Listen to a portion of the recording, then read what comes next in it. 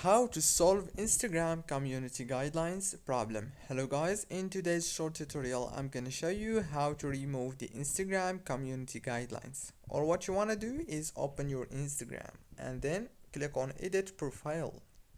Then click on add link. If you have a link already, you have to remove it.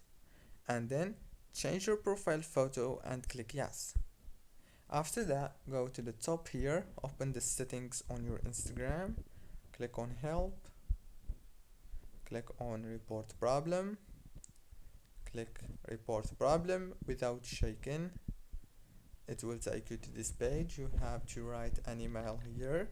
Hello Instagram, hello, for example, Instagram team, I have a problem. I can't, for example, send messages like this. And that's it. Click thank you.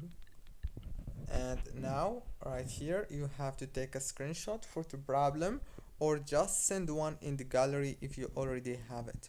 Click next and that's it. Don't forget to like, subscribe, and thank you so much for watching this video until the end.